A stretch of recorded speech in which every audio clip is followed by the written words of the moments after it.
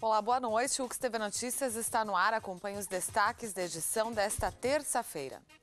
Tradição dos causos, das histórias e das lendas gaúchas.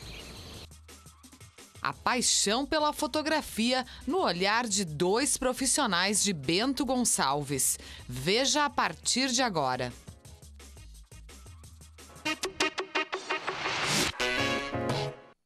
Na última semana foi celebrado o Dia do Fotógrafo, uma arte movida pelo olhar e pela sensibilidade. Em Bento Gonçalves encontramos dois profissionais que não conseguem se ver longe das câmeras. Eles têm mais de 70 anos de dedicação ao mundo da fotografia. Embora não tenham nenhum grau de parentesco, Wagner encontrou em seu Cedi Tramontina um exemplo de profissional a ser seguido. Afinal, são 52 anos de histórias dedicadas exclusivamente à fotografia. Não esqueço nunca, numa ocasião, que ele me disse que existem espaços para todos. Não é porque mais um fotógrafo estava nascendo que ele omitiria informações de encaminhamento, no caso da época que eu pedi informações de como começar. Então, Tramontina, naquela conversa que eu tive, ele foi muito espontâneo, muito verdadeiro. Ao longo de sua vida, o sempre humorado Tramontina experimentou muitas mudanças no universo da fotografia, desde a época dos filmes em preto e branco até os dias atuais, já adaptado às novas tecnologias. Próximo de completar 75 anos nos próximos meses, ele já fala em parar, pelo menos no dia a dia. Posso parar, mas uma câmera vai estar na minha mão. Com certeza, eu não vou me desfazer de uma câmera. Além da profissão em comum, Wagner e seu Tramontina não se veem fazendo outra coisa. Descobri na fotografia uma ferramenta, um instrumento de expressão do meu interior. Então a fotografia, a base da minha fotografia, ela nasceu com referências de fotógrafos como Ansel Adams, que foi um dos grandes fotógrafos americanos que fotografava só a natureza. Então eu tentei me espelhar nele.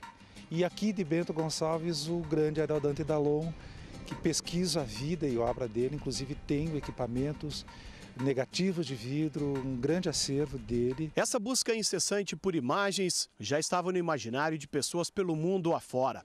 Um dos inventores foi o francês Hercules Florence, que na época vivia no Brasil.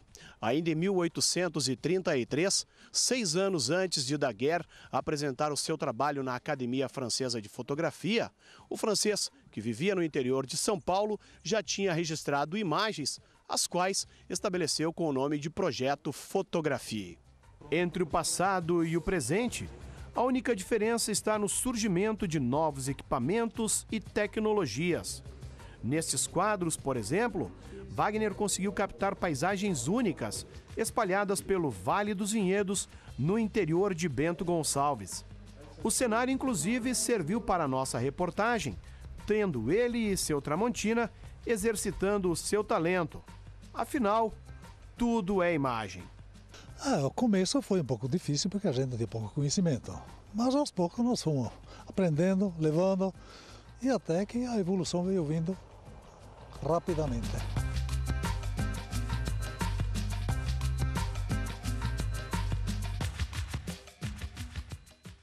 Em seguida tem o quadro Voz da Cidadania, um espaço para você tirar suas dúvidas em relação a vários assuntos. No quadro Voz da Cidadania desta terça-feira, o assunto é a alimentação, nesta que é a época mais fria do ano.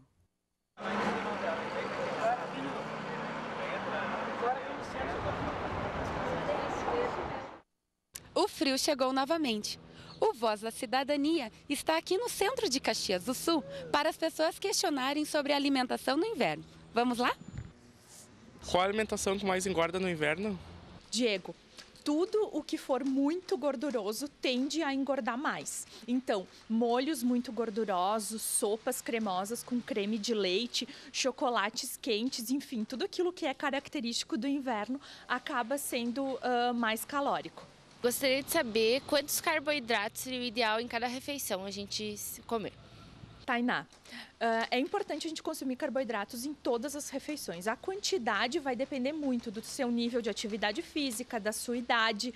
Durante o dia, a gente tem que consumir em torno de 5 a 11 porções de carboidrato, dando preferência sempre àqueles de origem integral, como massa integral, arroz integral, pão integral. Essas são as melhores opções. Salada é mais nutritiva do que outro tipo de alimento. Arroz, feijão. João, são nutrientes diferentes e todos são importantes. O arroz é fonte de carboidrato, o feijão é fonte de proteína e as saladas são fontes de vitaminas e minerais. Então, todos eles juntos é que são importantes e que vão fazer bem para a alimentação da pessoa. Eu gosto muito de batata frita e eu tenho colesterol muito alto. E eu sempre como, meu velho sai, eu como batata frita. Gosto muito de assim, coisas gordurosas. Porque eu tenho medo porque eu tenho essas veias entupidas, né? E diz que tudo que é gordura, tudo que é comida forte, porque entope as veias, né? Eu queria saber se entope a veia mesmo, né? Com certeza, dona Graciema, esse tipo de alimentação que a senhora vem consumindo tende a aumentar o seu colesterol, a obstruir as artérias, entupir as artérias. O ideal mesmo seria a senhora mudar o tipo da preparação. Ao invés de comer a batata frita, comer a batata assada, refogada, com legumes. Ao invés de fritar os bifes, né, mergulhar eles no azeite, que a senhora usasse um pouco de azeite numa panela antiaderente para estar diminuindo o consumo de gordura saturada, que é o que mais aumenta o colesterol.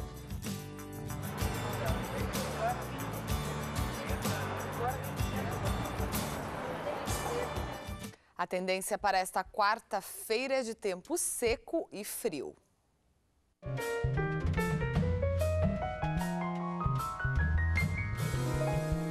Na quarta-feira, as áreas de instabilidade que estavam sobre o Rio Grande do Sul e também sobre a região da Serra se afastam em direção ao mar. Isso significa que a gente vai ter um dia de tempo seco e aberto em quase todas as regiões. Para nós aqui na Serra, amanhã vai ser muito fria. Depois da tarde a gente tem um rápido aquecimento das temperaturas. A mínima em Caxias do Sul deve ser de 8 e a máxima em Porto Alegre pode chegar a 20. No próximo bloco tem uma reportagem especial sobre folclore gaúcho. Isso porque a UX, em parceria com a Prefeitura e a 25ª Região Tradicionalista, criaram um programa para não deixar a tradição das histórias, das lendas, dos causos morrer.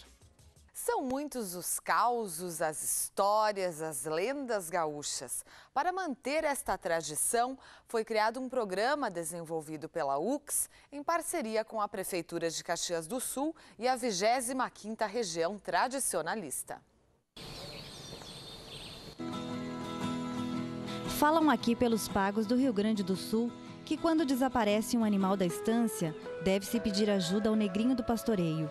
A lenda conta a história triste de um guri que por descuido perde os cavalos do patrão e por isso é castigado.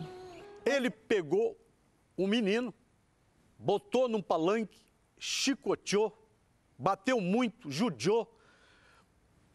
O guri estava quase morrendo, já o sopro da própria vida já era difícil. Para castigo, ele pegou o negrinho e botou num formigueiro. Essa é uma das lendas mais conhecidas do folclore do sul do Brasil. Mas a fundadora do mito do gaúcho é a Salamanca do Jaral. O Cerro do Jaral é uma elevação, né, das poucas que existem nessa região aqui, só de planícies, né? Tu olha na paisagem, quem viaja Rio Uruguaiana, Alegrete, aqui é de fato um elemento estranho nessa paisagem tão monótona, assim, de coxilhas e planícies, né? E o meu peão dizia que quando havia aqueles temporais com as trovoadas longe, assim, ele dizia, olha aí, a mãe do ouro está despejando as moedas no Cerro do Jaral.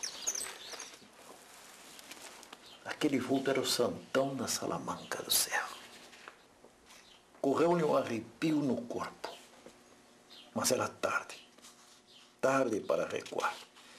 Um homem é para outro homem. E como era ele quem chegava, ele que tinha que louvar. Pago, estância e guri são palavras que fazem parte do dia a dia do gaúcho.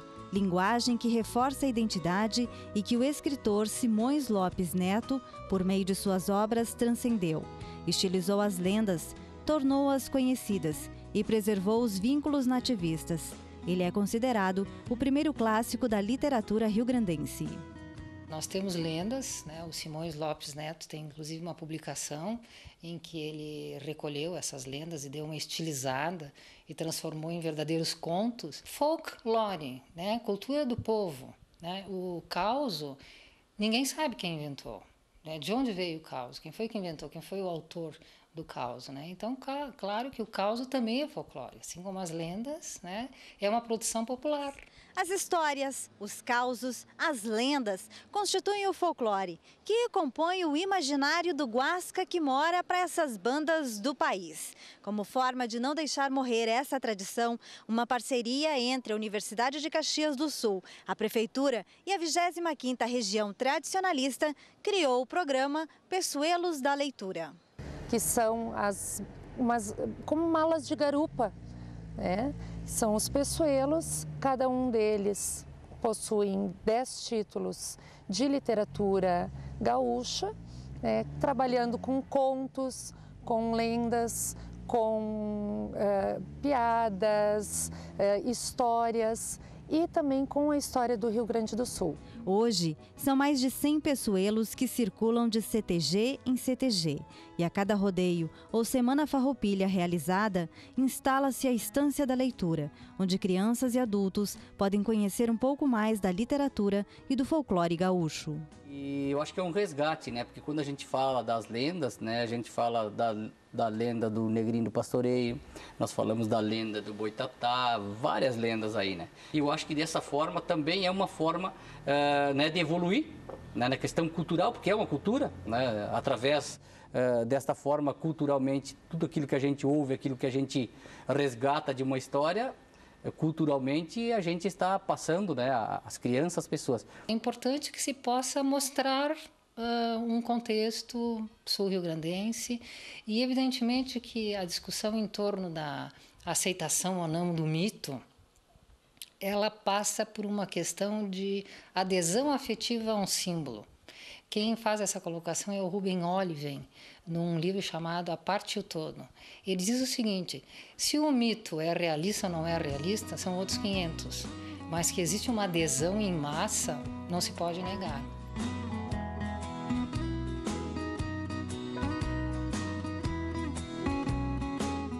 Com essas belas imagens aí do Rio Grande do Sul, a gente encerra esta edição do UXTV Notícias. Você também pode acompanhar o nosso telejornal pelo blog uxtv.wordpress.com. Uma boa noite para você e até amanhã.